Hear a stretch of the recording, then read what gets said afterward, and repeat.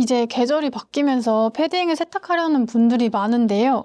보통 패딩을 약하게 빨아야 한다고 생각해서 세탁망에 넣거나 울코스로 돌리는 경우가 많은데, 그런데 오히려 그렇게 할 필요가 없다고 하셨어요. 필요가 없는 게 아니라 절대로 패딩은 세탁망에 넣지 마세요. 첫 번째로 넣어본 사람만 아는데 탈수 안 됩니다, 이거. 패딩은 헹굼과 탈수가 핵심이에요. 사실은 빨래보다. 왜냐하면 밀폐성 의류이기 때문에 이 낭 안에 있는 불순물, 구정물을 얼마나 꽉 짜주고 얼마나 잘 헹궈주느냐가 핵심이에요. 그래서 헹굼, 강탈수, 헹굼, 강탈수 이게 반복되는 코스가 있어야지 이 패딩 빨래를 잘했다고 볼 수 있고, 그게 안 되면 패딩에서 냄새가 나거나 소매나 밑단 부분처럼 널어놨을 때 물이 고이는 부분들에 이 구정물들이 같이 고이는 거예요. 그러면 링이 지고 얼룩이 질 수가 있는 거죠. 그래서 울코스도 문제가 되는 거죠. 이게 탁탁 치대주고 배출을 잘해줘야 돼요. 안에 있는 구정물이나 불순물들을 물 밖으로 이동시키는 게 이게 세탁이에요. 세탁은 수분 침투 분산이에요. 분산에 해당하는 3요소가 잘못돼 가고 있는 거예요. 분산을 시켜줘야지. 물로, 그리고 이동을 시켜줘야 돼요. 버스를 태워서, 미셸이라는 버스를 태워서 보내야 돼요. 자, 그러니까 이어서 얘기하자면 울코스, 망에 넣는 행동은 패딩 빠는데 마이너스다. 하지 말아야 될 행동 중에 하나다. 그 다음에 패딩은 그렇게 약하지 않다. 패딩은 강성이 굉장히 좋은 섬유로 이루어져 있고 장력에 대해서 굉장히 강해요. 만약에 면으로 된 동아줄과 폴리에스테로 된 동아줄이 하늘에서 내려오면 저는 폴리로 된 거 잡아요. 그만큼 튼튼한 섬유라서 저는 믿을 수 있어요. 그런데 이제 패딩이 가격이 높잖아요. 아우터다 보니까 가격이 높으니까 애지중지하는 마음은 이해하겠으나 절대로 하지 말으셔야 되고, 이거는 뭐 경험에서 나오는 얘기라 뭐 나중에 얼룩지고 갖고 와서 얼룩이 졌어요 이렇게 말하시는 분들 대부분이 이런 식으로 세탁을 하신 분들이 한 절반 정도 되는 것 같아요. 이제 여름을 앞두고 냉감이불 세탁하시는 분들이 많잖아요.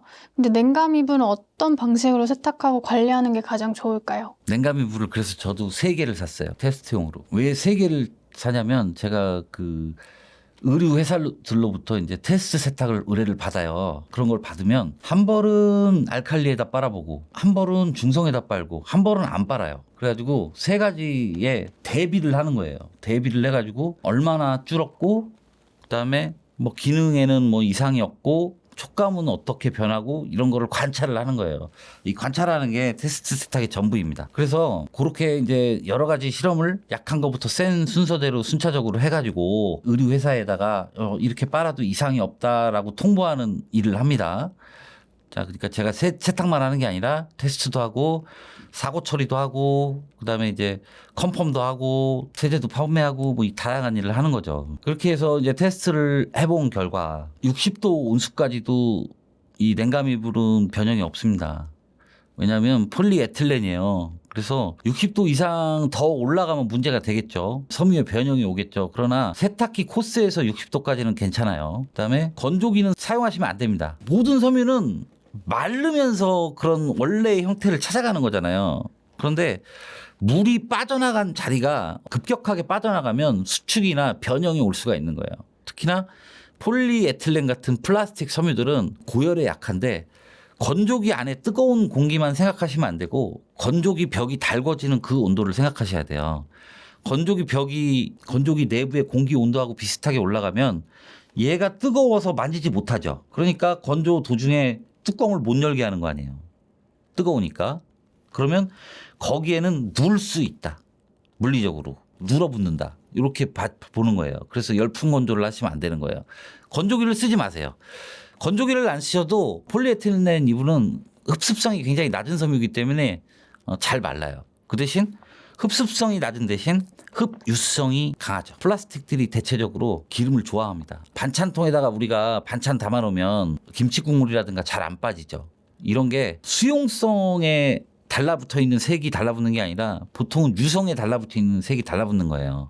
그래서 그 유성을 제거해주면 쉽게 플라스틱 통에 색깔도 잘 빠지게 되는 거죠. 그리고 이제 기능성을 얘기하는데 폴리에틸렌 이불 같은 경우는 제가 볼 때는 크게 이렇게 무슨 어떤 기능성을 한다고 보긴 어려워요. 왜냐하면 그게 열 전도성이 높아요. 폴리에틸렌이라는 게. 그래서 방한 소재로는 쓰이지 않는 거예요. 열 전도성이 높다는 거는 내 체온을 폴리에틸렌 이불로 옮겨가는 거잖아요. 그런데 한 가지 이제 여러분들이 이제 계산을 안 한 게 있는데 충렬이에요. 충렬. 열 전도성이 높다고 했으니까 열이 이동을 했잖아요. 그러면 사람은 지속적으로 발열을 하는 동물이잖아요. 그죠? 계속 온도를 스스로 발산하잖아요. 그러니까 열이 쌓이는 거죠. 충열. 이러면 한참 누워있다 보면 어떻게 돼요? 그 부분이 따뜻해지죠. 그런데 이걸 기능성을 잃었다고 표현할 수 있습니까? 충혈이 되었다. 그럼 뭐 5분에 한 번씩 돌아놓을 수도 없고 시원한 건 잠깐이고 결국은 그 처음 촉감이 차갑다라고 정도로 말하는 게 좋을 것 같고, 그다음에 이제 내열성에 관한 얘기인데 60도도 그렇게 공포스러운 온도가 아니에요, 여러분. 그 사람이 잠깐은 손을 담갔다 뺄 수 있는 정도의 온도거든요. 세제통을 보시면 폴리에틸렌입니다. 그게 세제통에다가 60도의 온수를 측정해서 부어보면 이 세제통이 열 변형이 올 리가 없죠. 그거보다 내열성이 낮은 게 페트예요. PET. 여러분들 생수병 있죠. 그거는 조금만 뜨거운 물 부어도 오그라들죠. 그죠? 온도에 더 약하죠. 그 정도는 아니란 말이에요, 폴리에틸렌이. 그러니까 페트보다는 내열성이 좋다. 그러면 충분히 40도, 60도 세탁을 할 수 있는 거죠. 자, 60도 세탁을 할 때까지 이걸 세탁을 안 하고 방치하지 마시고 40도 정도 체온에서 사람 기름이 너무 오래되지만 않으면 빠진다고 말씀드렸잖아요. 그러니까 40도 표준 세탁으로 약알칼리 세제, 알칼리 세제 써서 빨면은 정상적으로 오랫동안 사용하실 수 있어요. 그리고 이게 기능성이 떨어졌다고 볼 수 없는 거예요. 어떤 기능성인지 저는 잘 사실 납득하지 못해요. 아까 충혈 얘기를 해드렸는데 누워 있다 보면 뜨끈뜨끈한 거죠. 여름에 완전 시원한 게 어딨어요. 대나무 돗자리도 한참 누워 있다 보면 뜨끈뜨끈한 거고 땀 차는 거죠. 그 여름이니까 그러려니 하고 에어컨 틀고 지내면 되는 것이죠. 모자를 오래 쓰면 안쪽에 누런때가 끼는데요. 이걸 그냥 세탁기에 놓고 돌리면 안 된다고요. 모자를 오래 쓰지 마세요. 왜 그게 누래질 때까지 쓰는 건지 나는 이해할 수가 없네. 여러분, 모자가 팬티라고 생각해 보십시오. 똑같습니다. 사람 몸에서 나오는 거는 어떤 기름의 농도나 성분의 농도 차이만 있을 뿐이지 피든 땀이든 뭐 피지든 어떤 소변이든 대변이든 다 똑같은 거예요. 결국은 우리 세포에서 나온 것들이잖아요. 그러면 성분들이 뻔한 거예요. 기름, 단백질, 주요 성분은 이게 다예요. 물은 날아갔으니까 수분은 빼고 그다음에 기타 금속들 뭐 짜잖아. 그러면 나트륨이 있겠고, 예? 염화나트륨이 있겠고, 뭐 금속 성분이 있겠죠. 빈혈 오잖아요. 우리 철분도 있을 거고, 그죠? 뭐 인도 있을 거고, 인체를 구성하는 유기물을 구성하는 그 성분들이 다 들어가 있을 거 아니에요. 자, 그런데 그런 건 소량이고 대부분은 이 태양계라는 곳에서 생명체가 살아가려면 스스로 기름을 합성해야 돼. 몸을 지방으로 덮고 있어야 탈수 현상을 막는 거예요. 체온을 유지하고. 식물도 마찬가지예요. 스스로 기름을 합성하지 않으면 다 말라 죽겠지. 여름철에 봄철에 이파리가 왜 반짝반짝거려요? 기름이에요, 다. 스스로 기름이나 어떤 왁스나 이런 거를 인체가 혹은 동물이 생성을 스스로 하기 때문에 태양계에서 살아갈 수 있는 거죠. 그러면 우리가 기름을 흘리는 존재다 이렇게 보고 기름이 여기에 묻어있다, 모자에 묻어있다라고 생각을 하고 팬티랑 똑같이 봐야 되는 거예요. 단백질과 기름이 묻어있으니까 오늘 썼으면 오늘 빠는 게 제일 좋죠. 왜 노래질 때까지 써요? 그리고 노래지는 원인은 뭘까요? 1시간밖에 안 썼는데 왜 노래졌지? 왜 노래졌을까요? 기름이 묻어있죠. 흡수했죠. 섬유는 흡수하는 거잖아요. 그죠? 흡수하라고 만든 거고 그게 산소를 만나면 기름의 이 산화 반응색이 노란색인 겁니다. 간단하죠. 그러면은 착용하고 세탁을 해놔야겠어요? 아니면은 착용할 때 그 전날 꺼내서 세탁을 해야겠어요? 그 차이예요. 그러니까 노래졌을 때는 어떻게 빼느냐가 중요한 게 아니라 어떻게 노랗게 안 만드느냐가 굉장히 중요한 거죠. 노래졌을 때는 방법은 똑같아요. 알칼리 세제 원액을 발라놓고 한 1시간 있다가 문질러서 빨면 되고 구조가 그렇게 딱딱한 구조물이 있는 신발이라든가 모자라든가 가방 같은 거는 되도록이면 세탁기에서 돌아가는 교반 행동을 자제하는 겁니다. 그러라고 솔이 있는 거죠. 솔로 문지르기만 하는 게 아니라 두드릴 수도 있는 거예요. 그리고 헤라라는 물건이 있어요. 뾰족하게 생긴 거. 너무 이렇게 가방 모서리나 모자 모서리에 너무 새카만 줄로 우리 눈에 잘 보이는 거는 먼지가 두껍게 쌓여있기 때문에 선으로 보인다. 이렇게 보고 헤라가 이렇게 생겼어요. 뾰족하게 볼펜처럼. 이걸로 긁어내면 위에 쌓여있거든. 이게 실제로 깎입니다.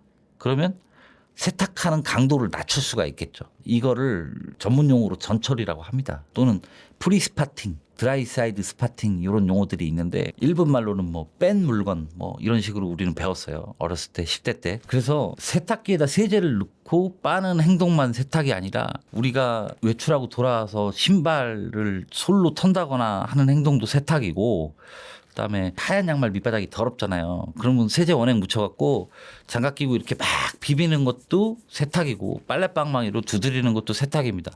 다 보면 물리적인 행동이죠. 세탁에서 중요한 거를 화학이라고 생각하시니까 자꾸 과탄산 같은 거에 의존하게 되고 락스를 찾게 되고 이런 건데 기본의 기본은 물리력이에요. 세탁기가 돌아가는 교반 활동, 낙차로 에너지를 주는 낙차 에너지. 그다음에 통돌이 세탁기가 좌횡으로 돌아가는 그 횡 에너지 운동 같은 것들이 그것도 교반이죠. 그런 교반들이 다 세탁의 기초고 세제니 과탄산이니 이런 것들은 세제 두 번째, 과탄산 네 번째 정도 이렇게 순서가 밀려 있어요. 자, 하얀 양말 신고 흙을 밟았어 우리가. 예를 들어서 더러운 바닥을 밟고 다녔더니 발바닥이 시커매졌어요. 이거 있잖아요. 정말 바짝 마른 다음에 물 묻기 전에 맨손으로만 비벼도 이게 효과가 있습니다. 구두 소리 있죠. 이렇게 넓적한 거, 돈모솔, 이걸로 탕탕탕탕 두드리는 것만으로도 효과가 있습니다. 물리적으로 빼줘야 될 오염들이 있는 거죠. 가장 기본적인 게 흙, 알갱이가 있고 물에 녹지 않고 용해되지 않는 거, 표백도 통하지 않고 세제도 통하지 않는 것들. 이런 거를 불용성 얼룩이라고 합니다. 녹지 않기 때문에, 용해가 안 되기 때문에 불용성이죠. 그런 거 뭐 많죠. 시멘트, 뭐 쇳가루, 혹은 뭐 연필 흑연가루 이런 것들 다 불용성 얼룩이 되는 거죠. 그런 것들을 자꾸 표백으로 해결하려고 그러니까 세탁이 산으로 가는 거죠. 빨래할 때 이것만은 절대 하지 말아야 한다는 최악의 습관이 있다면 무엇인가요? 표백제를 먼저 대는 습관이죠. 산화 표백제를 우리가 주로 쓰잖아요. 산화 표백제라는 거는 다시 한번 말하지만 세정제가 아닙니다. 어떤 물질을 이동시켜주는 것은 계면활성제, 즉 세제의 역할이기 때문에 뭐가 세척이 되고 본체가 빠져나가야 그 다음에 남아있는 색소를 이 산화표백할 수 있는 것이지, 적정한 비유가 될런지는 모르겠는데 우리가 된장 항아리 위에 곰팡이를 없앴다고 해서 된장이 사라진 것은 아니잖아요. 그 밑에 있는. 그래서 약간 표백은 된장 항아리 위에 곰팡이를 없애는 행동 같은 거예요. 그걸 없앤다고 곰팡이가 다시 안 피지 않잖아요. 된장을 좋아하는 그 곰팡이가 다시 표면에 피겠죠. 그래서 된장이라는 본체를 없애지 않으면 하얀 곰팡이는 계속 피는 거예요. 표백제가 소용이 없는 이유입니다. 자, 빨래가 잘 됐다고 생각하는 경우가 있어요. 락스를 이용해서 침구류를 하얗게 했는데 이렇게 정면으로 보지 말고 5도에서 15도 정도로 비스듬하게 이렇게 보자고. 그러면 얼룩의 모양이 그대로 남아있는 현상을 볼 수 있습니다. 색깔만 빼낸 거야.